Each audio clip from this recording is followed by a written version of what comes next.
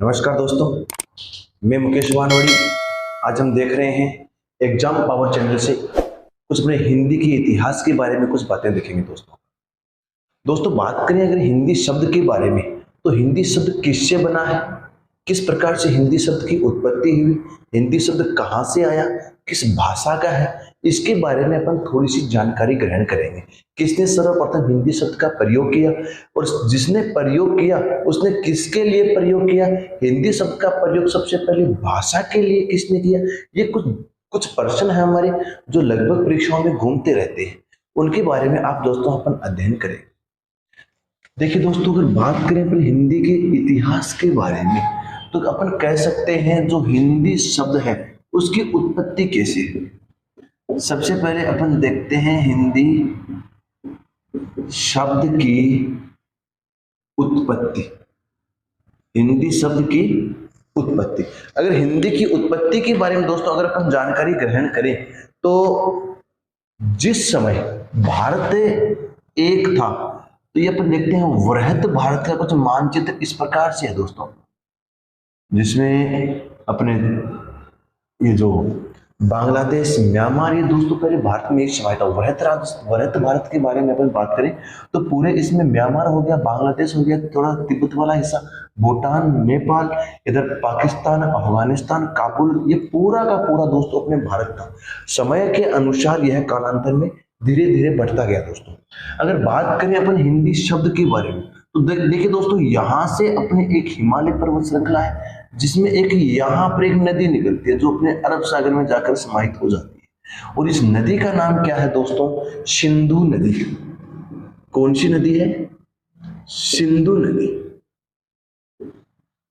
Video अगर आपको अच्छा लगे, पढ़ाने का तरीका अगर अच्छा हो, तो अपने इस एग्जाम पावर चैनल को दोस्तों सब्सक्राइब जरूर कीजिएगा, वीडियो को लाइक कीजिएगा, जो भी आपको अच्छी चीजें लगे इसमें कमेंट कीजिएगा। अगर आपका कोई प्रश्न हो तो वह कमेंट के जरिए आप पूछ सकते हैं, बिल्कुल आपके हर प्रश्न का उत्तर दोस्तों दिया जाएगा। अगर बात करें अपन सिंधु नदी के बारे में, तो दोस्तों ये अपने हिमालय से निकलकर अरब सागर में गिरती है।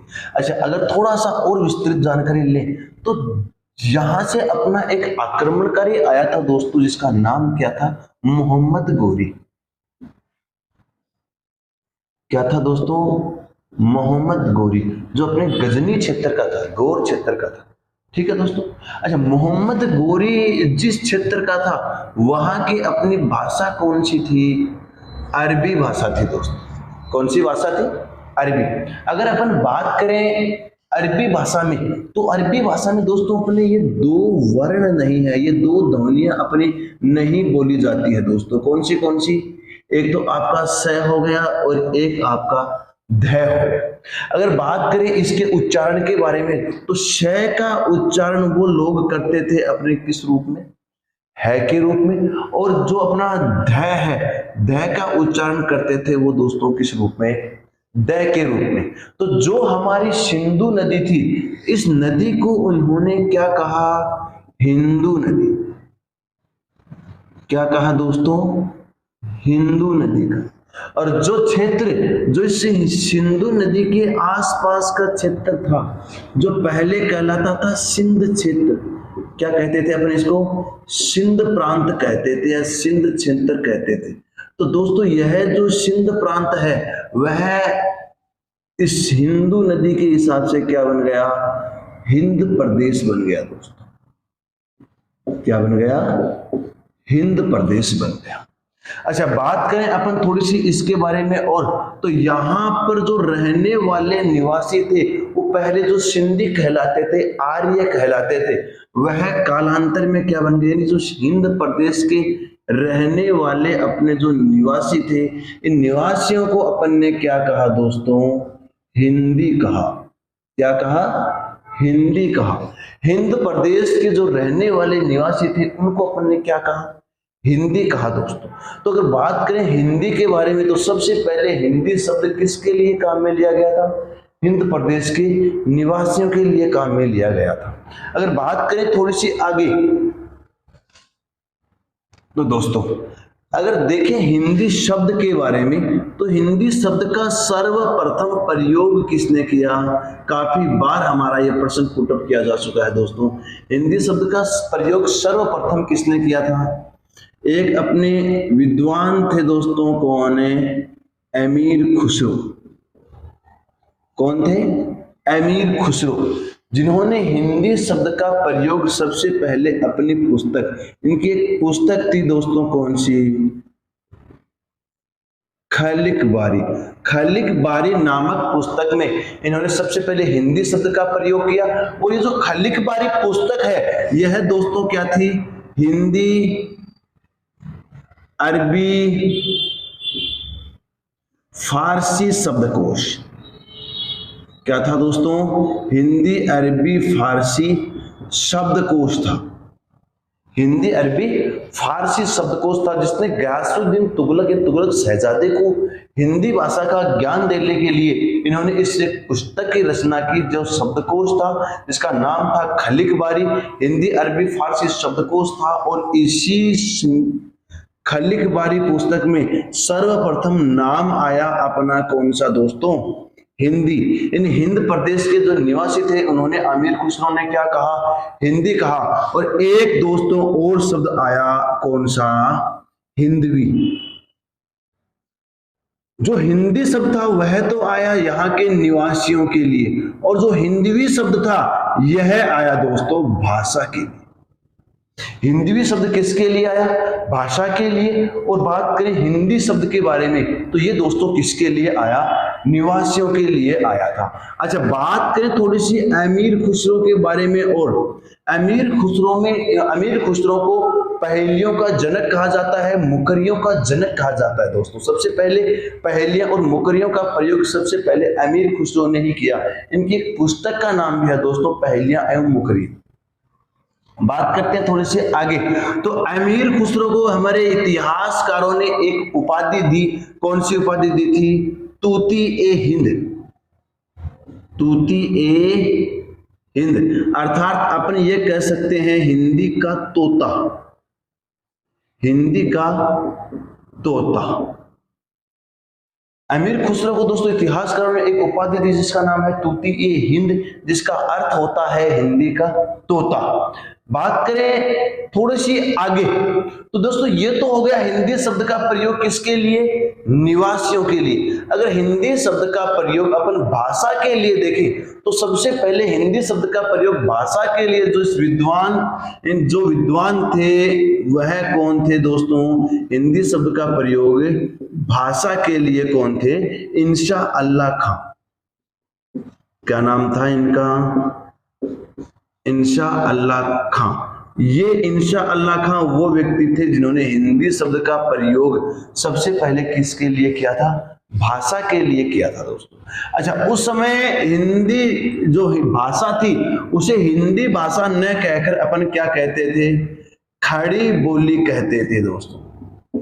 क्या कहते थे? खड़ी बोली कहा करते थे। और इसी खड़ी बोली को अपन वर्तमान में क्या बोलते हैं? हिंदी बोलते हैं। तो ये हमारे कुछ इतिहास से संबंधित चीजें थी, जो अपने हिंदी शब्द की उत्पत्ति किस प्रकार से हुई, हिंदी शब्द अपना बना किस प्रकार से, ये अपन ने देखा दोस्तों। अगर बात करें इसके बारे में थोड़ी सी आगे,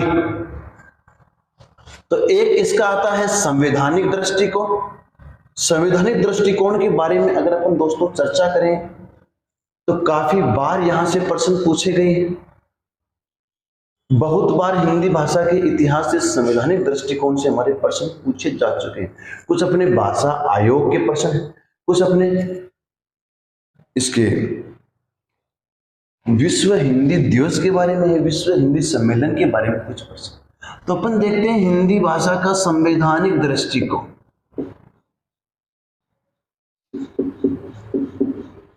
संवैधानिक दृष्टिकोण, अगर बात करें हिंदी भाषा के संवैधानिक दृष्टिकोण के बारे में, तो सबसे पहले अपन देखते हैं संविधान का कुछ ढांचा। अगर बात करें संविधान के ढांचे के बारे में, तो संविधान में अपने अनुच्छेद कितने हैं दोस्तों? कुल अनुच्छेद है अपने 395। अनुसूची कितनी है? अनुसूचियां हैं दोस्तों वर्तमान में 12, और अगर बात करें भाग के बारे में तो भाग कितने हैं? पूरे 22 भाग। ये अपने संविधान का एक मोटा मोटी स्ट्रक्चर है, मोटा ढांचा है इसका। अच्छा, अपन अगर मान लो इसमें कुछ बदलाव करें, संशोधन करें, तो अपना जो आधारभूत ढांचा है इसमें किसी प्रकार का बदलाव नहीं होगा। इन अनुच्छेद अपने 395 तो 395 ही रहेंगे। हाँ, अगर कुछ चीजें हमें और जोड़नी है तो हम इसके उपखंडों को उसमें समाहित कर सकते हैं। ठीक है दोस्तों। तो अपने हिंदी का अगर संवैधानिक दृष्टिकोण देखें तो दोस्तों एक हमारा अनुच्छेद आता है, कौन सा? अनुच्छेद 343। अनुच्छेद 343 यानी 143 की जगह आपको करना है 343। ठीक है दोस्तों, अनुच्छेद 343। अच्छा, अगर बात करें अनुसूची के बारे में तो दोस्तों अनुसूची कौन सी है अपनी? अनुसूची आ जाएगी अपने 8वीं। कौन सी अनुसूची है दोस्तों? 8वीं अनुसूची। और अगर अपन बात करें भाग के बारे में, किसके बारे में? भाग के, तो संविधान का भाग 17। ये 3 चीजें ध्यान रखना दोस्तों, काफी बार प्रश्न यहां से पूछा जा चुका है।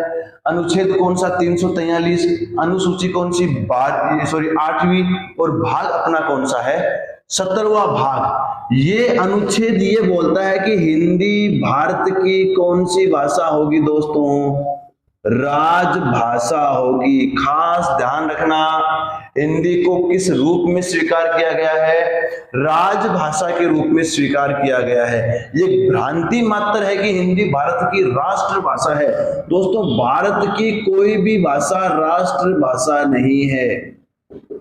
किसी भी भाषा को अपन राष्ट्रभाषा नहीं कह सकते दोस्तों, खास ध्यान रखना।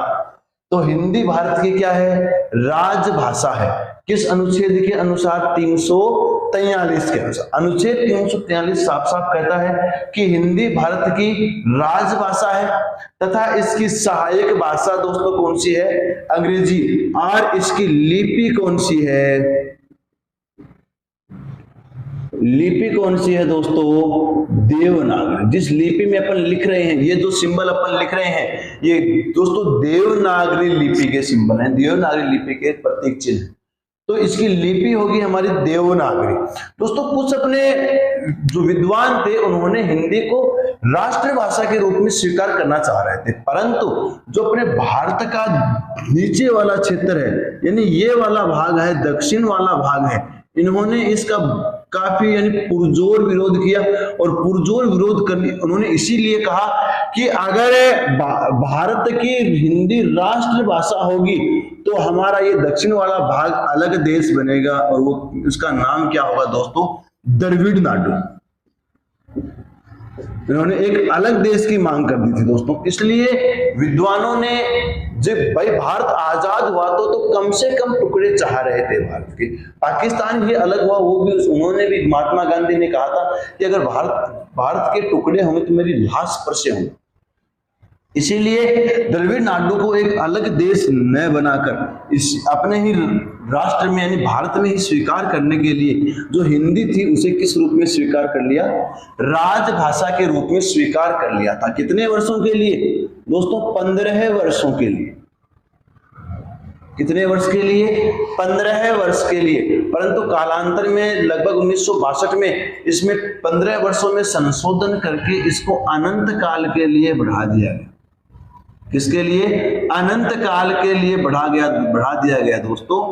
इसीलिए अपने वर्तमान समय में हिंदी केवल राजभाषा बनकर रह गई है, सीमित क्षेत्र में सिमट कर रह गई है दोस्तों। यही इसका एक बड़ा कारण भी। चलिए बात करते हैं अपन थोड़ी सी इस संवैधानिक दृष्टिकोण के बारे में आगे। तो अनुच्छेद 343 अनुसूची 8वीं और भाग 17 यानी अनुच्छेद 343 क्या बोलता है? हिंदी भारत की राजभाषा है तथा इसकी सहायक भाषा है अंग्रेजी। और हिंदी की लिपि कौन सी होगी दोस्तों? देवनागरी इसकी लिपि हो जाएगी। थोड़ी सी अगर और इसके बारे में आगे चर्चा करें तो हिंदी भाषा को कब स्वीकार किया गया था अपने अनुच्छेद में, इन संविधान में कब स्वीकार किया गया था? एक डेट आती है दोस्तों 15 सितंबर 1949, यानी अपना पूरा संविधान तो तैयार हुआ था 26 नवंबर 1949 और हिंदी को कब स्वीकार किया संविधान में? 14 सितंबर 1949। इसी कारण अपन 14 सितंबर को क्या मनाते हैं दोस्तों? राष्ट्रीय हिंदी दिवस मनाया जाता है। 14 सितंबर को कौन सा दिवस मनाते हैं? राष्ट्रीय हिंदी दिवस। क्यों मनाते हैं वो मैंने आपको बता दिया है दोस्तों। उसके बाद थोड़ा सा और अगर अपन देखें तो शुरुआत में जो 8वीं अनुसूची है उसमें कितनी भाषाएं थी दोस्तों? 14 भाषाएं थी। कितनी भाषाओं का समावेश था? 14 भाषाओं का समावेश था। परंतु वर्तमान में अगर अपन देखें तो कितनी भाषाएं हैं? 22 भाषाएं हैं। कितनी भाषाएं? 22 भाषाएं।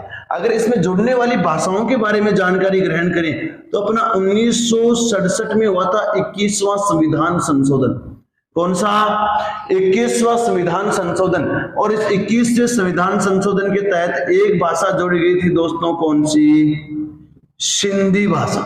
कौन सी भाषा जोड़ी गई? सिंधी भाषा जोड़ी गई थी। अच्छा, बात करें अपन आगे तो इसके बाद आया हमारा 1992 वर्ष 1992 और 1992 में हमारा एक संविधान संशोधन हुआ।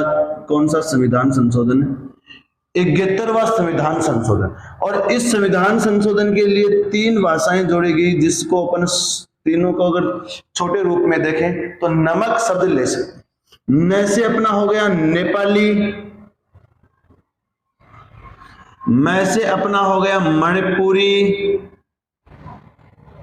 और कैसे अपना हो गया दोस्तों कोंकणी। यानी ये 3 भाषाएं हमारी जोड़ी गई, नेपाली, मणिपुरी और कोंकणी। ठीक है दोस्तों, तो इस प्रकार से अपनी कितनी भाषाएं हुई? 14 और 4 अपनी ये होगी, अर्थात 18 भाषाएं होगी।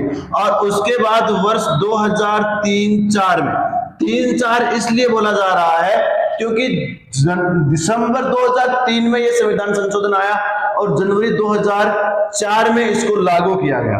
अपना एक संविधान संशोधन था दोस्तों। कौन सा? 92वां संविधान संशोधन। कौन सा संविधान संशोधन आया?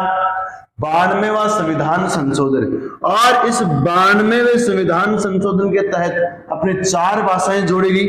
कौन सी दोस्तों? अपन इसको ट्रिक से याद कर सकते हैं। साथ में थी बूढ़ी डोगरी। साथ में थी बूढ़ी डोगरी। साथ से अपनी भाषा बन जाएगी दोस्तों संथाली। कौन सी भाषा है? संथाली। मेथी से दोस्तों अपनी भाषा बन जाएगी मैथिली। कौन सी आ गई? मैथिली। बूढ़ी से दोस्तों अपनी भाषा बन गई बोडो। और डोगरी से अपनी भाषा कौन सी रही? डोगरी। तो ये अपनी 4 भाषाएं कब जोड़ी गई थी? 2003-4 में। कौन सा संविधान संशोधन के तहत? 92वां संविधान संशोधन के तहत। इस प्रकार से पूरी अपनी भाषा वर्तमान में कितनी भाषाओं को संविधान के तहत मान्यता मिली हुई है दोस्तों? 22 भाषाओं को मान्यता मिली हुई है। और यह प्रश्न भी काफी बार पूछा गया है। एक हमारी राजस्थानी और एक हमारी भोजपुरी। राजस्थानी और भोजपुरी के लिए भी निरंतर अपना प्रयास जारी है। इसके लिए निरंतर आंदोलन हो रहे हैं। कयास ये लगाए जा रहे हैं कि हो सकता है राजस्थानी भाषा को शीघ्र ही इस भारतीय संविधान में शामिल कर लिया जाए 23वीं भाषा के रूप में। लेकिन जब तक स्वीकार नहीं होती है तब तक राजस्थानी हमारे हृदय के नजदीक है दोस्तों। और इस बार हमारे लिए एक अच्छी खबर ये भी है, अच्छी जानकारी ये भी है कि इस बार राजस्थानी को मान्यता दिलाने के लिए हमारी युवा पीढ़ी आगे आई है। दोस्तों, युवा पीढ़ी का किसी भी आंदोलन में एक अहम योगदान होता है। आंदोलन की रीढ़ होती है हमारी युवा पीढ़ी। तो दोस्तों, अगर अपन बात करें ये 2 भाषाएं जिसके लिए निरंतर प्रयास जारी है, निरंतर अपने इसके लिए आंदोलन हो रहे हैं, तो इस प्रकार से अपनी पूरी भाषाएं कितनी हो गई दोस्तों? पूरी भाषाएं होगी अपनी 22।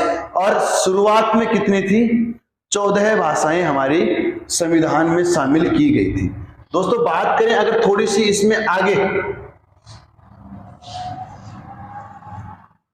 तो आगे हमारा वर्ष आता है 1955। कौन सा वर्ष आता है? 1955। अगर बात करें 1955 में, तो 1955 में हमने प्रथम राजभाषा आयोग का गठन किया। दोस्तों किसका गठन किया? राजभाषा आयोग। किसका गठन किया? राजभाषा आयोग का गठन किया, जिसका अध्यक्ष किसे बनाया गया? अध्यक्ष किसे बनाया गया दोस्तों? बाल गंगाधर खरे। एक हमारे विद्वान थे, कौन है? बाल गंगाधर खरे। इसी बाल गंगाधर खरे साहब को हमने प्रथम राजभाषा आयोग का अध्यक्ष बनाया।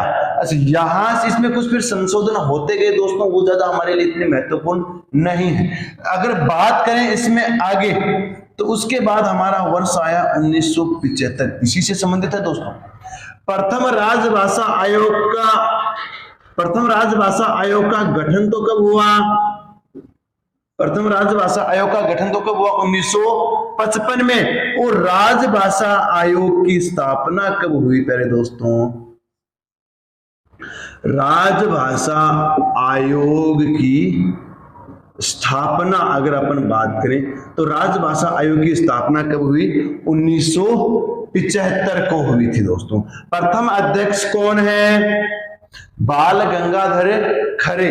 प्रथम अध्यक्ष के बारे में अपना काफी बार प्रश्न पूछा गया है। वर्तमान अध्यक्ष के बारे में हमको इतनी जानकारी नहीं रखनी है, लेकिन फिर भी अगर अपन देखें वर्तमान इसका अध्यक्ष कौन है, तो वर्तमान में है दोस्तों इसका अध्यक्ष विनय सारस्वत। कौन है? विनय सारस्वत हमारे राजभाषा आयोग के वर्तमान के अध्यक्ष। ठीक है दोस्तों। अच्छा, 1975 में हमारे राजभाषा आयोग की स्थापना हुई। उसके पहले एक काम और हुआ दोस्तों। 1975 में भारत के नागपुर में, दोस्तों कहां पर? नागपुर में। और ये नागपुर कहां पर है? महाराष्ट्र में है दोस्तों। कहां पर है? महाराष्ट्र में, जिसे अपन संतरा के लिए भी जाना जाता है। संतरा के लिए काफी प्रसिद्ध। भारत में सर्वाधिक संतरा उत्पादन कहां होता है? नागपुर में होता है दोस्तों। तो बात करें अगर 1975 में, तो एक तारीख आती है 10 जनवरी। कब है? 10 जनवरी को नागपुर के, यानी महाराष्ट्र के नागपुर में 10 जनवरी को प्रथम विश्व हिंदी सम्मेलन हुआ। क्या हुआ? प्रथम विश्व हिंदी सम्मेलन।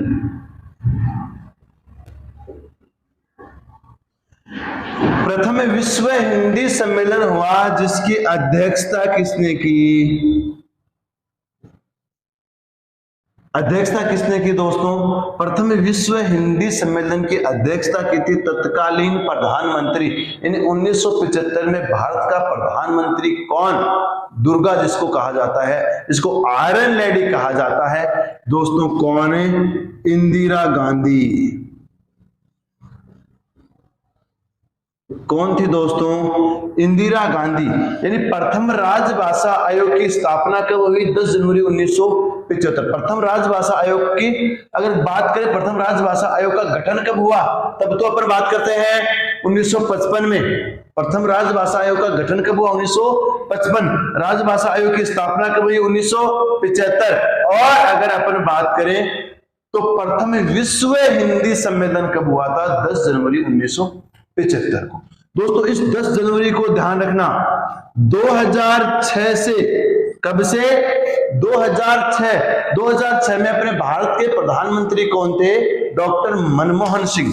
तो डॉक्टर मनमोहन सिंह ने घोषणा की कि अपन 10 जनवरी को किस रूप में मनाएंगे? विश्व हिंदी दिवस के रूप में मनाएंगे। दोस्तों ये प्रश्न हमारा काफी बार आ चुका है कि विश्व हिंदी दिवस कब मनाया जाता है? 10 जनवरी को मनाया जाता है। प्रथम विश्व हिंदी दिवस कब मनाया गया? 10 जनवरी 2006 को मनाया गया था। तो दोस्तों यहां पर मोटा मोटी जानकारी आपके सामने पूरी आ चुकी है। इसके बाद सिर्फ हमारा एक प्रश्न और रहता है जो अपना आ भी चुका है, 21 फरवरी।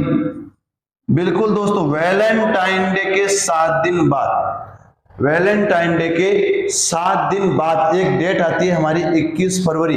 हाँ, वैलेंटाइन डे को भाई हम लोग मनाते हैं प्रेम दिवस, लेकिन दोस्तों वैलेंटाइन डे के दिन ही हमारे भारत में पुलवामा हमला हुआ था। हमारे देश की 42 जवान शहीद हो गए, तो नमन करना उन देश के शहीदों को भी दोस्तों। तो 21 फरवरी को हम एक दिवस मनाते हैं, कौन सा? मातृभाषा दिवस।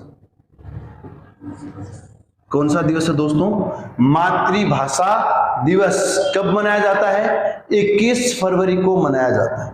इसका भी दोस्तों थोड़ा सा इतिहास में अगर आपको बताऊं तो जिस समय भारत आजाद हुआ तो अपने 3 क्षेत्रों में बट गया था। एक अपना पूर्वी पाकिस्तान, एक पश्चिमी पाकिस्तान और एक हमारा जो वर्तमान में भारत है। अगर बात करें अपन इसके बारे में तो एक जो हमारा पूर्वी पाकिस्तान था, वर्तमान में बांग्लादेश, तो उस पूर्वी पाकिस्तान में ढाका यूनिवर्सिटी में एक आंदोलन हो रहा था। कारण क्या था? जो अपना पश्चिमी पाकिस्तान है इसने दबाव बनाया कि आपको कौन सी भाषा माननी पड़ेगी? उर्दू भाषा माननी पड़ेगी। लेकिन यहाँ के लोगों ने साफ कहा कि भाई हम उर्दू को नहीं स्वीकार कर सकते। क्यों? क्योंकि हमारी मातृभाषा, हमारी भाषा कौन सी है, हमारी आत्मा की भाषा कौन सी है? बंगाली भाषा है। और इसी बंगाली भाषा को स्वीकार करने के लिए ढाका यूनिवर्सिटी में आंदोलन चल रहा था और उस आंदोलन पर दोस्तों गोलीबारी हुई, जिसमें 5 छात्र नेता की मृत्यु हुई। और इसी कारण इस 21 फरवरी को अपन कौन सा दिवस मनाते हैं? मातृभाषा दिवस के रूप में मनाया जाता है। तो दोस्तों ये था हमारा हिंदी का विकास किस प्रकार से हुआ, हिंदी को हमने किस प्रकार से जाना, यानी किस प्रकार से हिंदी शब्द की उत्पत्ति हुई, किस प्रकार से एक भाषा बनी और किस प्रकार से इसको अनुच्छेद में स्थान मिला, कहां पर इसको संवैधानिक प्रावधान मिला और संवैधानिक प्रावधान मिला है तो वो किस रूप में मिला है, राष्ट्रभाषा के रूप में मिला हुआ है या राज्य भाषा के रूप में। अगर बात करें तो इसके अलावा प्रथम हमारा ये विश्व हिंदी सम्मेलन कब हुआ, प्रथम राजभाषा आयोग का गठन कब हुआ।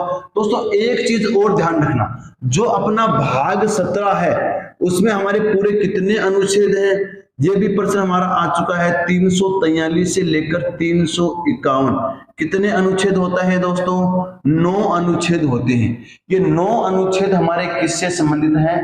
राजभाषा से संबंधित हैं, यानी हिंदी से संबंधित हैं। और राजभाषा से संबंधित जो भी अपने प्रावधान हैं वो किसके अधीन आते हैं दोस्तों?